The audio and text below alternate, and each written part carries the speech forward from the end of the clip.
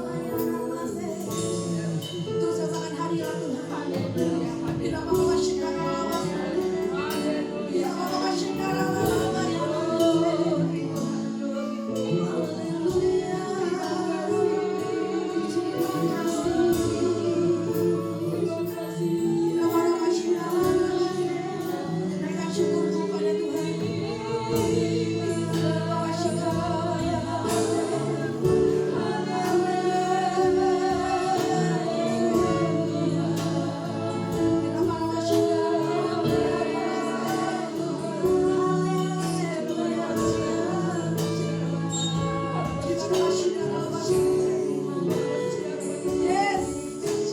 Terima kasih Tuhan Yesus. Terima kasih Bapa kami yang baik, Bapa kami yang setia. Tidak pernah sedetik pun Kau meninggalkan kami Tuhan. Kami sangat bersyukur Tuhan buat penyertaan-Mu yang sempurna Tuhan. Buat pertolongan-Mu Tuhan. Buat pimpinan-Mu dalam kehidupan kami Tuhan. Sungguh Tuhan, tanpa Engkau kami tidak mampu berbuat apa-apa Tuhan. Siapakah kami ini Tuhan? Sehingga Kau menjadikan kami begitu berharga Tuhan. Kau menjadikan kami biji mata-Mu Tuhan. Umat-umat kesayangan-Mu Tuhan. Terima kasih Bapa. Kami juga menaikkan syukur kami kepadamu Tuhan. Dengan apa kami membalas semua kebaikan-Mu Tuhan. Selain dengan pujian dan penyembahan kami Tuhan. Kami rindu Tuhan, siap pujian dan penyembahan kami Tuhan boleh berkenan di hadapan-Mu Tuhan. Menyenangkan hati-Mu Tuhan. Terima kasih Tuhan. Kami percaya Tuhan Kau hadir di tengah-tengah kami Tuhan. Karena kami menyembah Allah yang hidup Tuhan. Allah yang ada selalu buat kami Tuhan. Kau yang sanggup menjamah kami Tuhan. Memulihkan keberadaan kami Tuhan. Menyembuhkan setiap penyakit kami Tuhan. Karena Kau adalah Allah yang dahsyat. Haleluya. Terima kasih Tuhan. Kami percaya Tuhan. Ketika kami datang tidak sama dengan ketika kami pulang Tuhan. Kami percaya ketika kami pulang Tuhan, kami memperoleh kebebasan daripada-Mu Tuhan. Pemulihan daripada-Mu Tuhan.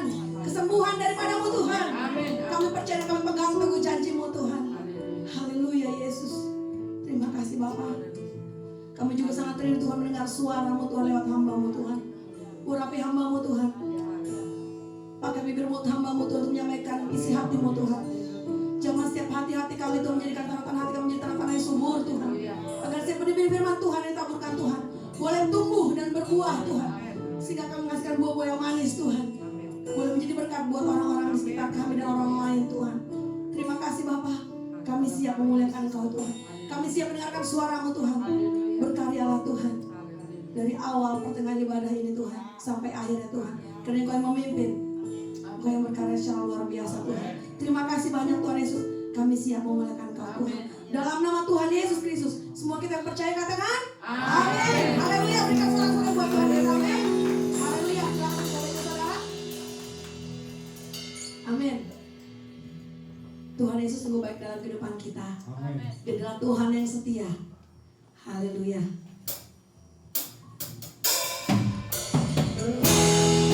Seringkali kita tidak mengerti jalan yang harus kita lalui Bapak Ibu Saudara.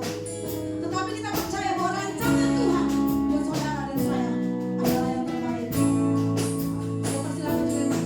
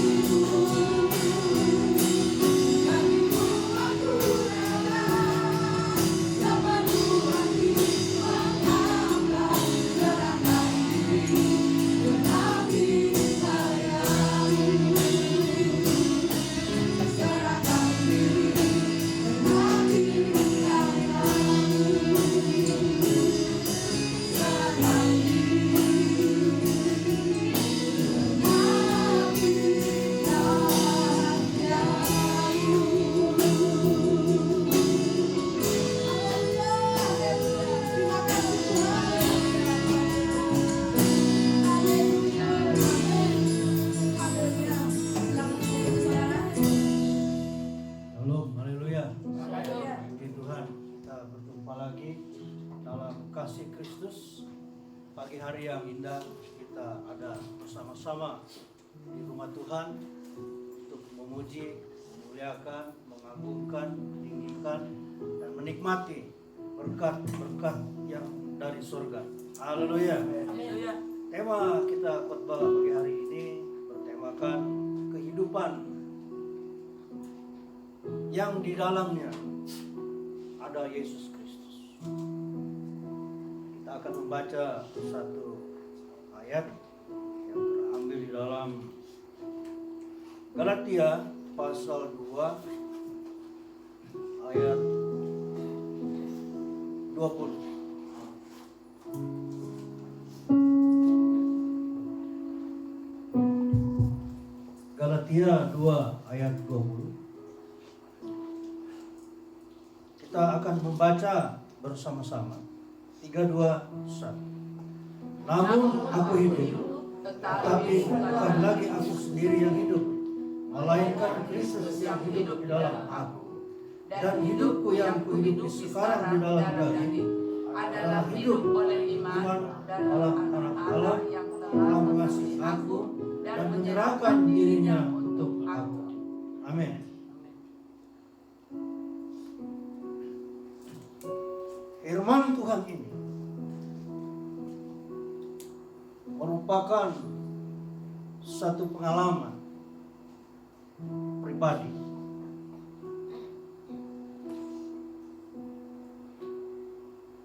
antara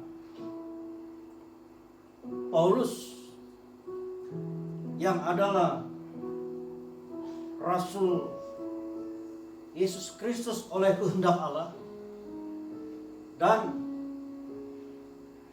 Yesus itu sendiri yang telah memilih dia untuk menjadi seorang hamba Tuhan, seorang Rasul Tuhan, seorang yang memiliki panggilan khusus untuk melayani banyak bangsa. Bukan hanya bangsa Yahudi, tetapi juga dikhususkan untuk bangsa-bangsa non-Yahudi. Di antaranya adalah kita, bangsa Indonesia, bangsa Cina. Ada banyak bangsa-bangsa yang bukan Yahudi. Kita memiliki seorang rasul yang dipanggil khusus oleh Tuhan, yaitu Rasul Paulus. Paulus ini memiliki pengalaman yang sangat luar biasa. Dia berlatar belakang seorang Farisi. Bapaknya juga orang Farisi. Murid Gamaliel, salah satu guru besar sekolah Sanhedrin yang menerbitkan orang-orang Farisi dengan ajaran-ajarannya yang sangat bertentangan dengan kebenaran firman Tuhan. Itu sebabnya mereka sangat menentang pemberitaan Injil Yesus Kristus yang dilaksanakan oleh murid-murid Tuhan. Dan salah satu orang yang ditampilkan oleh Roh Kudus pada waktu itu di tengah-tengah orang-orang pintar, guru-guru besar Sanhedrin, di tengah-tengah perhimpunan orang banyak, orang Farisi, orang Saduki, dan ahli Taurat, dan imam-imam yang sudah didoktrinasi dengan ajaran Sanhedrin ini, yaitu Stefanus. Dia tampil dengan kekuatan roh Dia bukan orang yang terkenal. Dia bukan pelayan mimbar. Dia orang biasa yang mengurusi kebutuhan-kebutuhan rasul-rasul. Di dalam penyampaiannya, bagaimana dia memuliakan Tuhan. Dan semua orang yang mendengarkan apa yang dia sampaikan tanpa teks, apa yang dia dengar dari Roh Kudus, itu yang dia sampaikan. Saudara bisa baca itu di dalam Kisah Para Rasul, mulai dari pasal 6 dan pasal 7. Dan semua orang yang ada di situ menutup telinganya, tidak tahan mendengar berita Injil Kristus yang disampaikan oleh Stefanus ini. Dan termasuk Saulus ada di situ.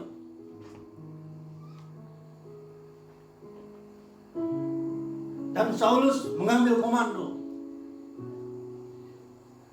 untuk menyeret Stefanus ini keluar dan merajam dia dengan batu sampai mati. Ada apa? Karena ajarannya berbeda, doktrinnya tidak sama.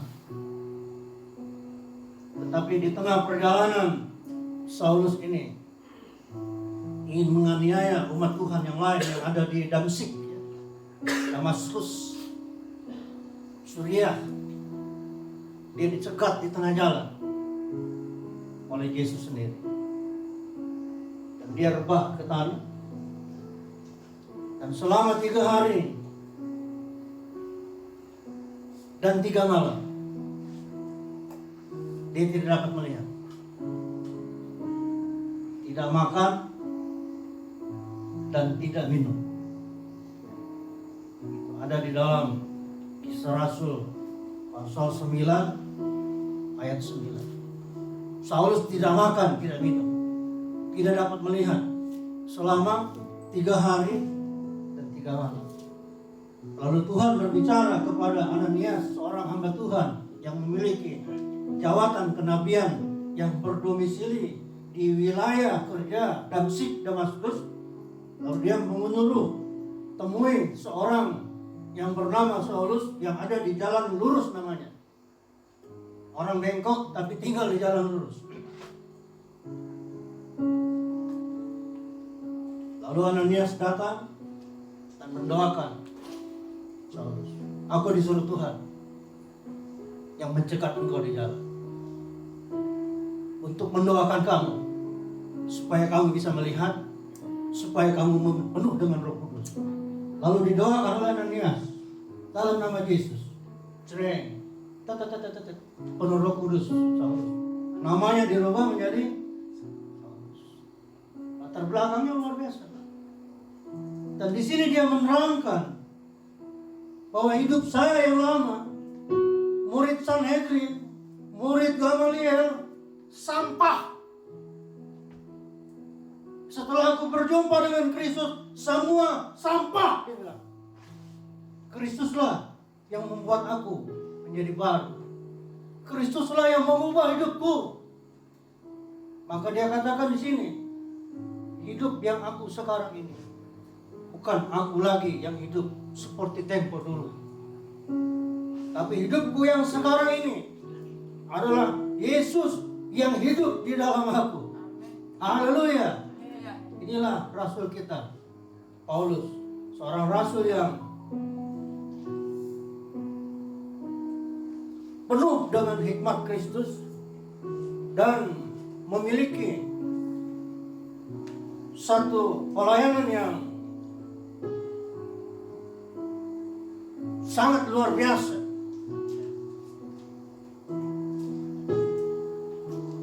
Dan semangatnya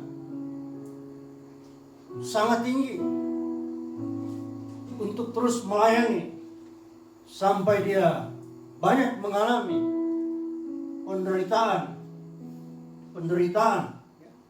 yang tercatat dalam 2 Korintus pasal 11 mulai ayat 24 sampai ayat yang 33 di situ. 5 kali disesah, dirajam. Setiap kali dirajam 40 kurang 1. Jadi cambuk itu ada besi 1, 2, 3. Kalau 13 kali berarti 39. Hukum Taurat tidak boleh lebih 40 kali. Maka 13 kali. Makanya dikatakan 40 kurang 1. 5 kali dia selesai. Cambuk besi. Berapa kali karam kapal pernah diturunkan pakai keranjang untuk menghindari pembunuhan. Yang dulu dia orang Farisi, sekarang dia dimusuhi oleh orang Farisi. Karena apa? Karena Yesus. Haleluya. Haleluya. Tuhan cari orang-orang yang begini, saudara, akhir zaman ini. Tuhan cari. Indonesia ini secara spiritual, secara tidak terlihat, tapi luar biasa, kegerakan pelan-pelan terjadi. Amin. Banyak orang datang kepada Yesus setiap hari. Amin. Banyak. Sangat luar biasa. Amin. Dan kita melihat di sini bagaimana Paulus ini mengajarkan kepada kita kehidupan yang benar adalah kehidupan yang ada Yesus Kristus di dalamnya. Amin. Amin. Amin. Dia mencatat di sini, dia mencatat di dalam Galatia 2 ayat 20 ini, saudara, menegur dan mengajar kepada kita bahwa dia juga mengalami satu proses yang tidak mudah untuk menjadi seorang hamba Tuhan, rasul Tuhan. Sebiji gandum jikalau tidak jatuh ke dalam tanah, bukan jatuh ke atas tanah, jatuh ke dalam tanah, dia tetap sebiji juga. Tapi kalau dia jatuh ke dalam tanah dan menjadi mati, maka dia akan mengeluarkan tunas dan bertumbuh menjadi besar dan mengeluarkan buah yang lebat. Paulus sudah mengalami ini. Pengalaman 3 hari 3 malam dia diizinkan Tuhan untuk mengalami proses kematian secara daging. Tidak bergerak dia, karena tidak dapat melihat. Dia berdiam diri, tidak makan, tidak minum. Dalam Kisah Rasul 9 ayat 9. Dia menyerah kepada Tuhan. Dia udah nggak mau lagi melawan, nggak sanggup, nggak punya kekuatan untuk melawan. Dia takluk kepada Yesus. Amin. Dan pada pagi hari ini, saudara, apa yang kami tangkap, ini yang kami sampaikan kepada saudara. Amin. Ada banyak kehidupan orang Kristen mengalami jatuh bangun, dan tidak sedikit yang pergi keluar dan belum kembali. Tapi saya percaya pasti kembali. Amin. Ada juga beberapa yang mengalami tubuh yang sakit, lemah. Di sini Paulus dengan hikmat Kristus menerangkan kepada kita, apakah kalau ada Yesus Kristus yang hidup di dalam kita, kita harus mengalami hal-hal yang seperti itu. Harus pergi keluar, meninggalkan Tuhan. Tidak mungkin. Dan satu hal yang ingin kami sampaikan pada pagi hari ini oleh pernyataan Roh kepada saudara-saudara yang diberkati Tuhan dan semua umat Tuhan, agar kita waspada terhadap satu perkara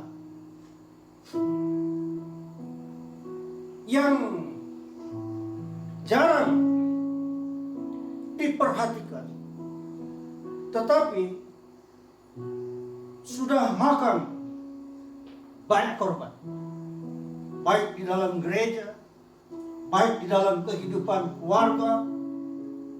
Tidak menutup kemungkinan juga pelayan banyak yang kena. Kita melihat itu di dalam Efesus pasal yang ke-4 ayat yang ke-26. Ini adalah kehidupan yang ada Yesus Kristus di dalamnya. Efesus 4 ayat 26, kita baca bersama-sama. 3, 2, 1. Apabila kamu menjadi marah, janganlah kamu berbuat dosa. Janganlah matahari terbenam sebelum padam amarah.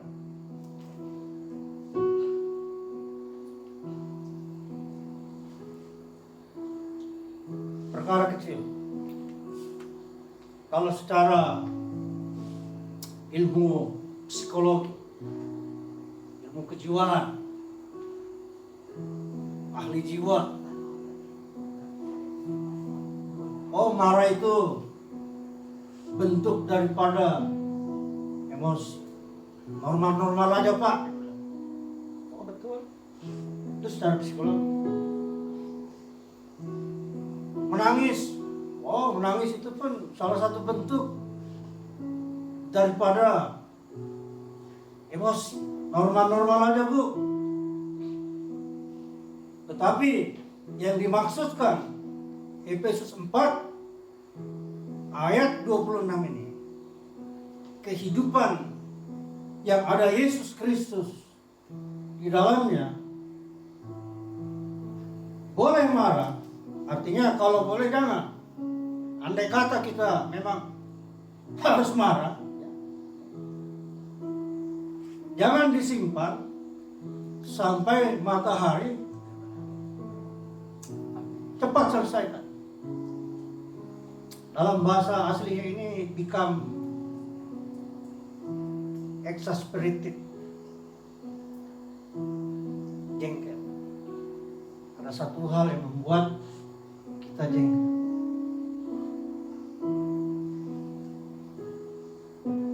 Tidak diselesaikan. Ini yang sumber penyakit. Darah tinggi naik, gak diselesaikan, stroke, sakit ini sakit. Tidak jarang saudara, banyak kesaksian kalau saudara ikut perhimpunan pria sejati. Dulu dia sungguh-sungguh pelayanan, semangat, penuh Roh Kudus, tiba-tiba jauh, mundurnya jauh sekali. Tapi Tuhan berbicara, dia pernah jengkel. Nah, rupanya saudara, Paulus menerangkan di sini, itu kan ayat 26. Kita belum baca ayat selanjutnya. Marah itu seperti pintu rumah saudara itu, pintu hidup saudara yang ada Yesus Kristus di dalamnya, itu tertutup rapat. Tidak ada yang bisa masuk. Kotoran-kotoran, hal-hal yang negatif, setan, iblis, roh jahat tidak akan bisa masuk kalau ada Yesus Kristus di dalam kehidupan kita. Tetapi setan selalu berusaha untuk masuk ke dalam. Melalui apa? Melalui marah ini. Ketika saudara marah, tidak selesaikan, terbukalah sedikit saja, paling berapa. Tapi udah ada celah, masuk setan. Apa panas, gosok.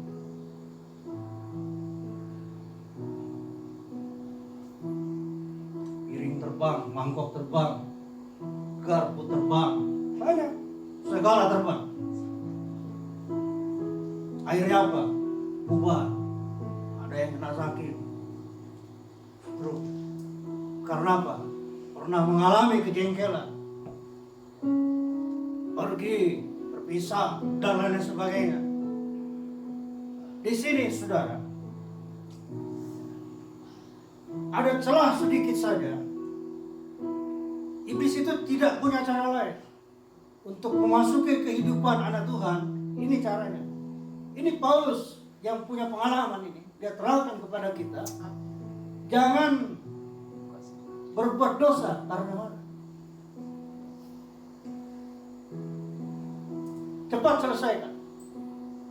Jangan sampai berlarut-larut, gitu maksudnya. Karena ini bisa berbahaya. Bisa berbahaya.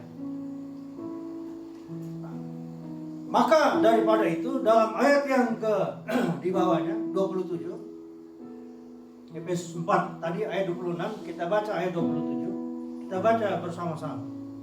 Efesus pasal 4 ayat yang ke 27. Dan janganlah beri kesempatan kepada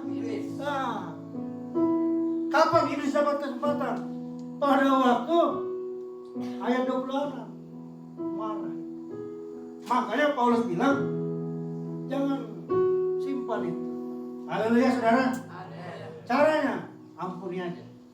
Amin. Oh, kita kalau mau bicara pengalaman-pengalaman yang kaya-kaya begini, banyak, nggak bisa hitung. Hal-hal yang menjengkelkan di kantor-kantor di sini, banyak. Cuma Tuhan berkati, Tuhan berkati, semoga panjang umur, rezekinya ditambah-tambah. Amin, selesai. Daripada tiap malam, pusing, nggak selesai. Lebih baik Tuhan berkati. Amin. Selesai. Berapa banyak yang kena korban ini? Banyak, tak terhitung ini jumlahnya. Daripada siang hari ini kami sampaikan kepada saudara, mengampuni jauh lebih baik daripada menyimpan amarah. Sebab pada waktu kita mengampuni, kita juga diampuni. Amin. Amin. Amin. Sakit hilang. Masalah ada satu perumpamaan dalam Lukas pasal 11 ayat 25 dan ayat 26. Setan udah nggak ada tempat, rumahnya udah bersih. Tapi rumah itu tiba-tiba kosong. Setan bergembara, tak ada tempat. Setan itu memang bergembara, dia berjalan keliling seperti singa yang mau ngaum. Dia cari tempat tinggal. Saya mau balik lagi situlah. Dilihat kosong nih. Kenapa kosong? Karena amarah itu. Dia masuk di bawah 7 orang lain yang lebih jahat. Akhirnya apa? Jahat. Itu yang saya katakan. Banyak kesaksian. Dulu luar biasa, tiba-tiba hilang dari peredaran. Hilang dari pasaran. Tak terdengar, nyaris seperti mobil Isuzu Panther. Tak terdengar lagi suaranya. Kemana dia? Hilang. Kenapa? Jadi korban. Pada pagi hari ini firman Tuhan yang disampaikan oleh Paulus di dalam Galatia pasal 2 ayat 20 ini, kehidupan yang ada Yesus Kristus di dalamnya adalah kehidupan yang penuh kasih. Apa itu kasih? Kasih itu bukan 1 Korintus 13 ayat 1 sampai 3. Bukan. Kita boleh baca itu sebentar. 1 Korintus 13 ayat 1 sampai 3. Kasih itu bukan 1 Korintus pasal 13 ayat 1 sampai 3. 1 Korintus 13 ayat 1 sampai 3. 3, 2, 1. Sekalipun aku dapat berkata-kata semua bahasa manusia dan bahasa malaikat, tapi jika aku tidak mempunyai kasih, aku sama dengan gong yang berkumandang dan canang yang gemerincing. Sekalipun aku mempunyai karunia untuk bernubuat dan aku mengetahui segala rahasia dan memiliki seluruh pengetahuan, dan sekalipun aku memiliki iman yang sempurna untuk memindahkan gunung, tapi jika aku tidak mempunyai kasih, aku sama sekali tidak berguna. Dan sekalipun aku membagi-bagikan segala sesuatu yang ada padaku, bahkan menyerahkan tubuhku untuk dibakar, tapi jika aku tidak mempunyai kasih, sedikit pun tidak ada faedahnya bagi. Ini Paulus yang berbicara. Apa itu kasih? Ayat yang keempat. Kita baca bagian pertama saja. 3:21. Kasih itu sabar. Stop. Sabar. Titik koma. Berdiri sendiri. Kalau koma lanjut. Kalau titik koma dia berdiri sendiri. Tapi ada hubungan dengan kalimat berikut. Apa itu sabar? Dalam bahasa yang sesungguhnya, long spirit, roh yang panjang. Disinilah rahasia panjang umur. To be long spirit. Semoga panjang umur. That is forbear, yaitu sabar. Kenapa orang cepat mati? Karena sakit. Kenapa? Gak mengampuni. Seperti apa yang dimaksudkan ini? Contoh yang nyata, ya seperti Paulus, seperti Stefanus, sudah bonyok, kepala badan hancur. Saudara tahu orang Yahudi kalau ambil batu nggak pernah yang kecil-kecil, besar-besar kan? Dan di Israel nggak ada batu kecil, besar-besar batunya, saudara. Habis itu badannya, Stefanus itu. Tapi dia dikuasai oleh Roh. Dan apa yang dia lakukan? Dia katakan, ya Tuhan Yesus, janganlah tanggungkan dosa ini kepada mereka. Dia mengampuni. Amin. Mengampuni. Jadi kehidupan yang ada Yesus di dalamnya, kehidupan yang mengampuni. Haleluya. Kehidupan yang memberkati tanpa pamrih, melayani ke sana ke sini, ya. Sungai nyebrang, ya. Sekarang enak, dulu nggak enak dulu. Jalan kaki di batu berboksit, pecah kulit. Tapi karena ngasih Tuhan, dan Tuhan juga mengampuni kita. Makanya doa Bapa kami apa? Dan ampunilah kesalahan kami, seperti kami pun mengampuni orang yang bersalah kepada kami. Kalau kita nggak mengampuni, ya penyakit lah itu. Nggak kemana-mana itu jadi penyakit, saudara. Ke dokter, ya dokter medis. Oh ini darahnya tinggi bu, 420. Aduh, ini gulanya tinggi bu, 600. Oh jantungnya kok kenceng banget ini bu. Semua kena, saudara. Haleluya. Tapi begitu kita tahu penyebabnya, Tuhan, aku mengampuni, aku memberkati dia. Sebut namanya dalam doa saudara. Dalam nama Yesus, Tuhan berkati. Apabila saudara yang melihat khotbah pagi hari ini, saudara yang berada di luar karena jengkel, karena kecewa, karena sakit hati, kembali kepada Tuhan. Haleluya. Amin. Tuhan welcome. Masih ada kesempatan untuk datang kepada Tuhan. Dan janganlah beri kesempatan kepada iblis. Apa manfaatnya kita kasih kesempatan kepada iblis? Dia hancurkan hidup kita. Tidak ada iblis menguntungkan umat Tuhan. Tidak ada itu. Tidak ada. Selalu iblis itu jahat. Aku datang untuk apa? Mencuri. Iblis datang untuk mencuri, membunuh, dan membinasakan. Jahat. Tapi Yesus adalah gembala yang baik, memelihara jiwa, tubuh, dan roh. Mari kita bangkit. Kita berdoa. Saudara yang sulit untuk mengampuni, pasti bisa mengampuni. Di dalam Roh Kudus Tuhan berikan telinga. Kita semua pernah jengkel, kita semua pernah kecewa, kita semua pernah sakit hati. Tapi pagi hari ini, mari kita memberkati. Kita doakan, kita lepaskan rasa sakit itu. Kita serahkan kepada Tuhan. Kita ingin sehat, kita ingin diberkati. Banyak pengalaman-pengalaman kita, tapi semua itu merupakan satu proses agar terlihat dalam hidup kita ini ada Yesus Kristus di dalam kehidupan kita, yaitu kehidupan yang mengampuni, kehidupan yang memberkati, kehidupan yang sabar. Kita nyanyikan sebuah pujian. Yesus sungguh baik. Yesus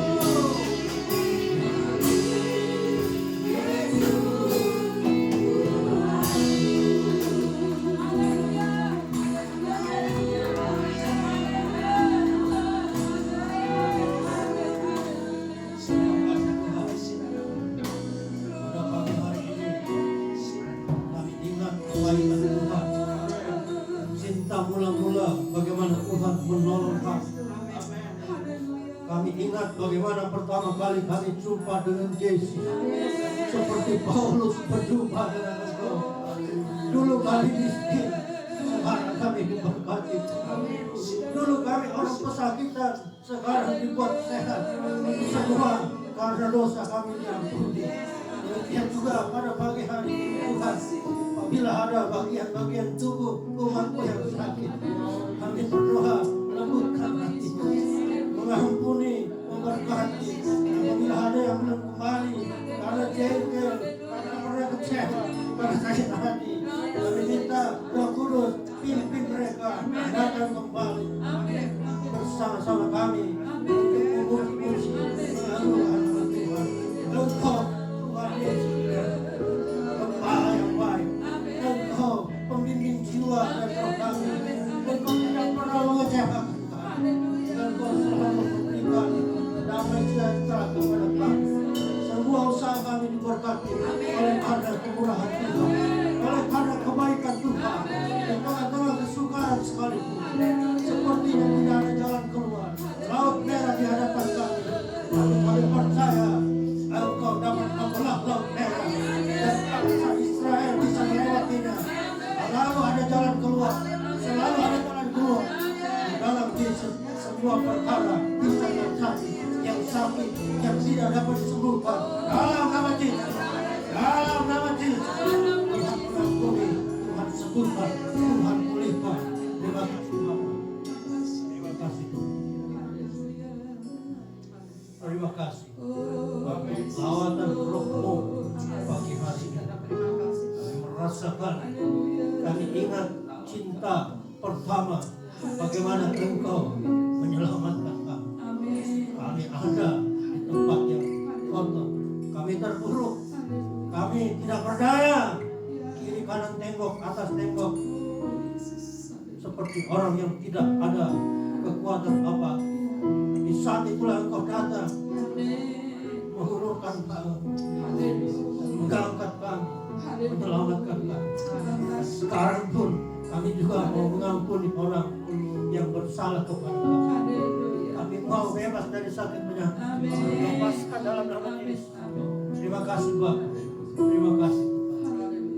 Doakan semua Tuhan di tempat ini, doakan gembala Tuhan, gembala jemaat dalam perjalanan, tibakan dengan selamat sama-sama semua. Berkati komplek perumahan ini, berkati jiwa-jiwa yang sudah lama tidak beribadah, dimanapun mereka berada. Tuhan tahu, sentuh hati, balikkan mereka di tempat ini dalam nama Yesus. Balikkan mereka di tempat ini dalam nama Yesus. Berkati juga Tuhan yang setia. Tengah-tengah kesukaran ekonomi, di dalam Tuhan tidak ada yang suka. Mana bisa turun dari langit, burung puyuh bisa dikirim oleh Tuhan. Elia dipelihara burung gagak setiap pagi dan sore. Semua Tuhan bisa pelihara. Sebab kami adalah umat-umat. Berkati korban-korban persembahan, berkati jeripaya, tenaga, waktu, pikiran, apapun yang dilakukan oleh umat. Berkati lingkungan RT RW, kecamatan Tanggerang Selatan, Provinsi Banten, berkati negara Indonesia, dan semakin diberkati oleh banyak orang datang kepada Yesus. Mereka melihat ada Yesus dalam diri. Terima kasih Pak, terima kasih Tuhan. Segala hormat puji hanya bagi nama Tuhan Yesus Kristus. Mari saudara sekalian, angkat tangan kita dengan iman, arahkan hati kepada Kristus, kepala gereja. Yesus itulah sumber berkat. Yesus sumber kekuatan. Yesus sumber kesembuhan. Yesus sumber kuasa. Mari saudara sekalian, kita kembali ke rumah kita masing-masing. Damai dan sejahtera dari Bapa kita di surga, kasih dan karunia dari Tuhan Yesus Kristus, serta persekutuan dalam rohnya yang satu, roh yang sama, roh yang kekal, yaitu roh kebenaran, selalu menyertai kita semua saat ini sampai Maranatha, Yesus datang pada kali yang kedua. Di atas nama Tuhan Yesus Kristus, kami berdoa mengucapkan syukur kepada Bapa di surga. Haleluya, haleluya, amin. Selamat itu Tuhan.